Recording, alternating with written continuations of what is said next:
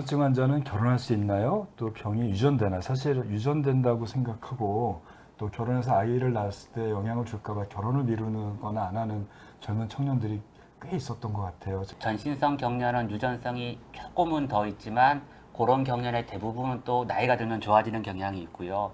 부분성 경련은 조금 높아지는데 일반 그 경련이 없는 분들에 비해서 한 2배, 많으면 3배 정도 높아진다고 생각이 됩니다. 그렇지만 말씀드렸지만 그런 유전성이 있는 분들이 또 약에 잘 들어요.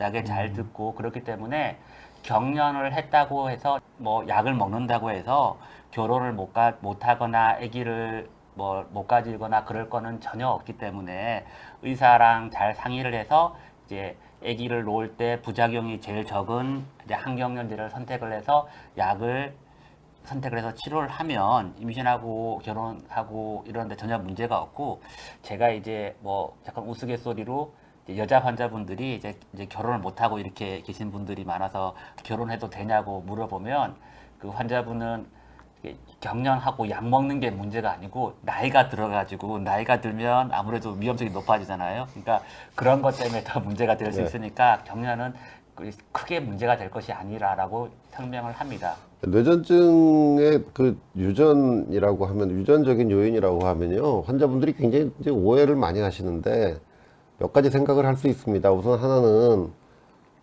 유전적으로 굉장히 심각한 이상이 있어서 경련을 하는 경우가 있어요.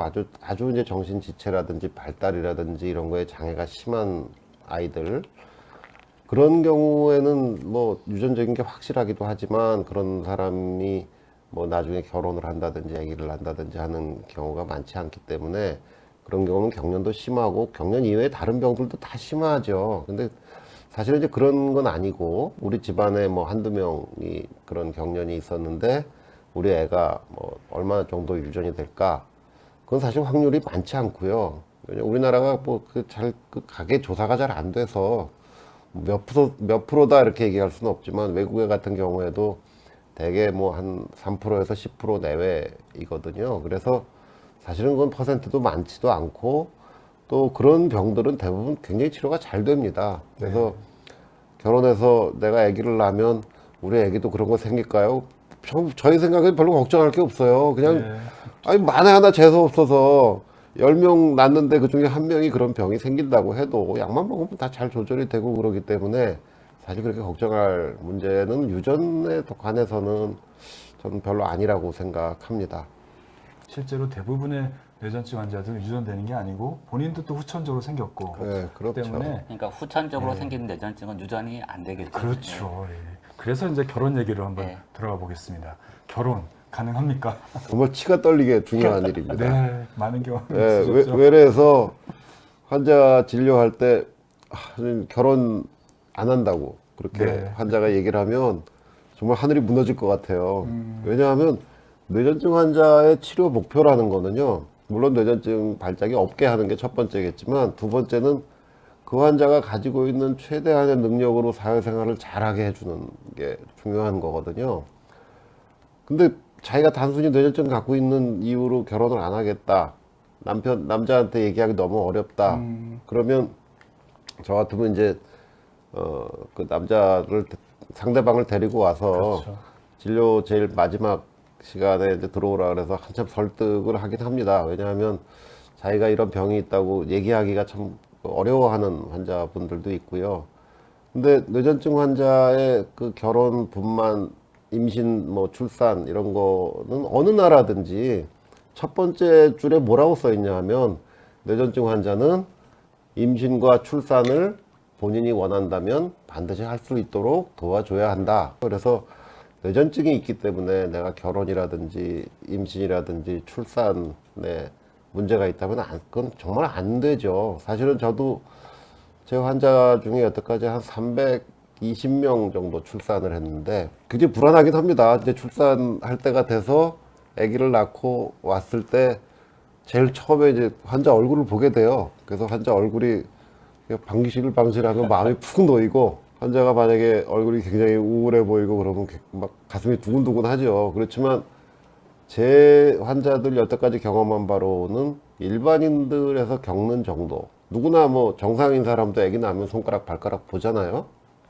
그거는 정상인 사람도 그럴 그 기형의 위험을 갖고 있다는 얘기고, 사실은 그렇게 큰 차이가 나지는 않습니다. 물론 이제 산전 관리를 잘 하고. 전에 잘 모를 때 약도 많이 먹고 또 임신할 때 안 좋은 약도 먹고 그런 거에 했던 결과고요.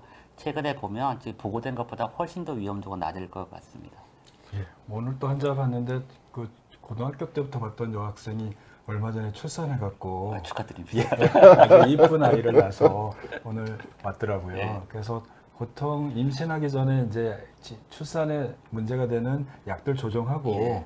또 환전 관리 잘하고 산모가 건강하게 지내면, 저는 아직까지 저도 한 20몇 년 가까이 환자를 봤는데요. 한 명도 기형아는 본 적은 없습니다. 대부분은 결혼과 출산에 큰 문제는 없습니다.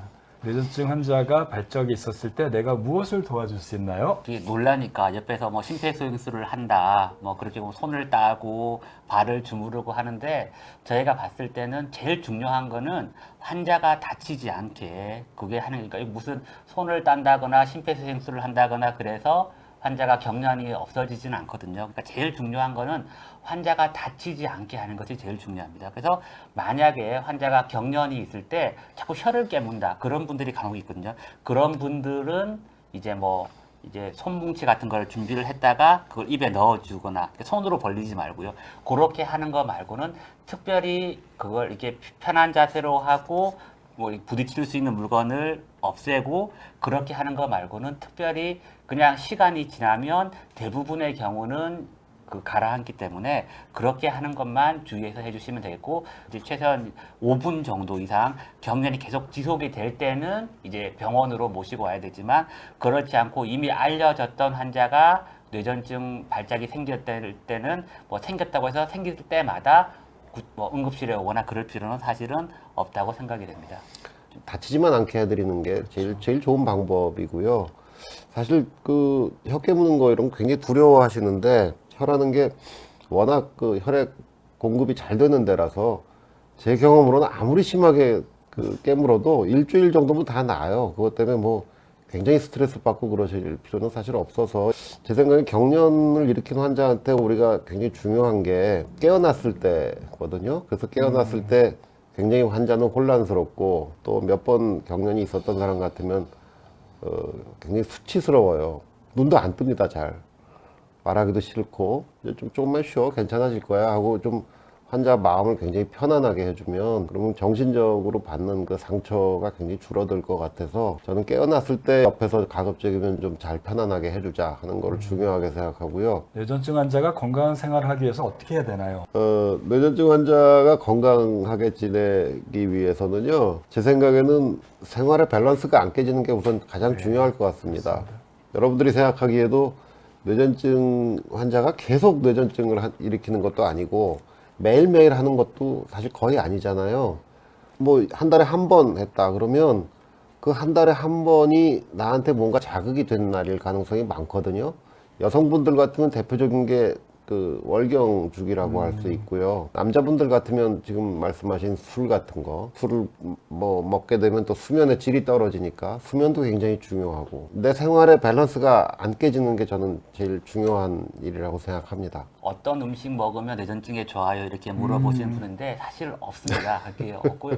안 먹으면 안 되는 음식은 많죠. 그렇죠. 안 되는 음식은 많은데, 무슨 음식이든지 골고루 이렇게 드시는 게 좋고, 뭐 어떤 분들은 어디서 뭐 혈관이 맑아진다고 해서 오메가3를 드시거나 그런 건 사실은 해가 되지는 않겠지만 도움은 사실은 안 될 것 같고, 그 개인적으로 무슨 뭐 홍삼, 뭐 인삼 이런 걸 드시는 분들인데, 그런 약들 성분 중에 일부 성분이 사람에 따라서 뇌를 조금 자극할 수가 있기 때문에 그런 것들은 가급적이면 그 담당 선생님이랑 상의를 하시고 가급적이면 안 드시는 게 좋을 것 같습니다. 뇌전증 환자분들께 꼭 부탁드리고 싶은 게요, 환자분들이 다 이렇게 소극적이세요.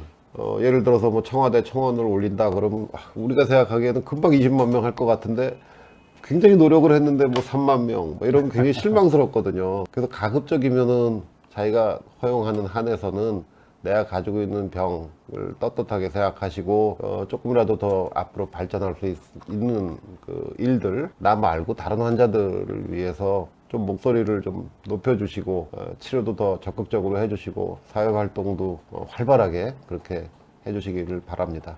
이렇게 환자분들이 직업도 못 가신 분들도 많고 우울증이라 이런 것들도 많아서 위축이 많이 되고 제일 안타까운 건 그래서 병원을 잘 안 오시는 분들이 있어요. 그러니까 조절이 안 되면 다른 약을 써보든지 아니면 뭐 음식 조절을 해보든지 아니면 수술을 고르는데 이게 뭔가 의사랑 특히 신경과 의사랑 상의를 해야 더 나은 방향으로 나아갈 수 있는데 스스로 위축이 되고 이러면 저희가 도울 수가 없잖아요. 그러니까 아프게 병원에 오셔가지고 진료받고 상의하고 그래서 더 나은 방향으로 이렇게 갈 수 있었으면 좋겠습니다. 그러니까 그런 분들이 있어요. 약을 이렇게 드리면 그 다음에 한 1년 동안 안 와요. 그래서 그 다음에 자꾸 쓰러진다고 다시 오시는데 왜 그동안 안 오셨어요? 그러면 저번에 약을 먹었더니 뭐 잘 듣지도 않는 것 같고 뭐 어지럽기만 하고 난 그거 못 먹겠더라.